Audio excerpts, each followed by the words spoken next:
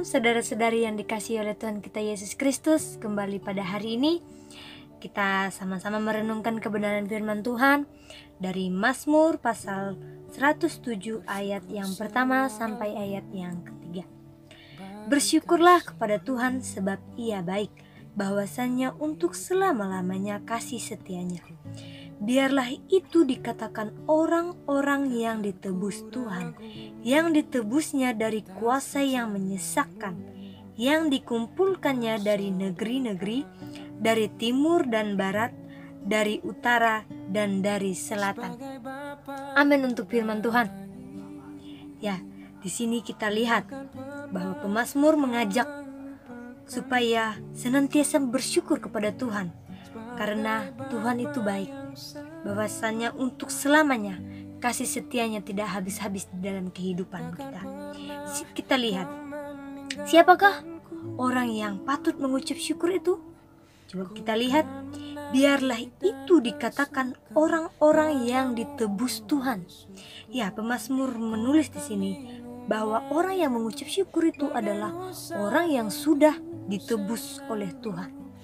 Saya dan saudara sudah menerima darah Kristus, sudah ditebus oleh darah Kristus, dan kita sudah memperoleh hidup yang kekal di dalam Yesus Kristus. Kita harus senantiasa mengucap syukur. Karena apa? Karena kita sudah ditebus dari kuasa yang menyesakan. Apa kuasa yang menyesakan itu?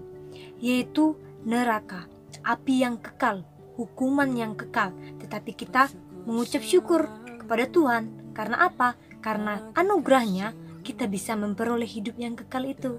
Jadi di sini dikatakan kita harus senantiasa mengucap syukur kepada Tuhan, senantiasa memuliakan Tuhan, senantiasa mengucap syukur dengan apa yang Tuhan berikan kepada kita. Napas kehidupan, secara kebutuhan kita secara jasmani maupun secara rohani, bisa beribadah, bisa berdoa, bisa mendengarkan kebenaran firman Tuhan. Dan itu yang memang harus kita mengucap syukur kepada Tuhan, karena kita sudah mendapatkan berkat rohani maupun berkat jasmani. Dan ada satu yang perlu juga kita tanda ucapan syukur kita kepada Tuhan, yaitu membawa jiwa-jiwa datang kepada Tuhan. Karena kita, saya dan saudara sudah memperoleh hidup yang kekal di dalam Yesus Kristus, dan kita harus patut mempunyai belas kasihan terhadap orang di luar sana yang belum mengenal Tuhan, yang masih berada di jalan yang gelap, yang masih berada di jalan yang masih di luar Tuhan.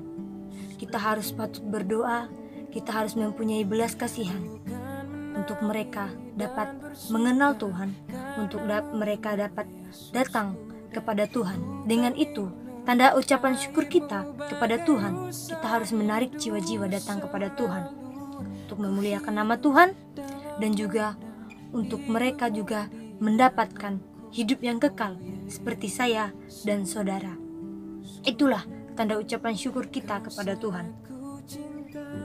Kita harus senantiasa beribadah kepada Tuhan, menyembah kepada Tuhan, mendekatkan diri kita kepada Tuhan, dan kita harus juga perlu mempunyai hikmat supaya kita juga keberanian, supaya kita juga bisa menyampaikan, memberitakan bahwa hidup yang kekal itu ada di dalam Yesus Kristus. Dengan itu kita senantiasa mengucap syukur kepada Tuhan, membawa jiwa-jiwa datang kepada Tuhan Yesus Kristus. Amin untuk firman Tuhan.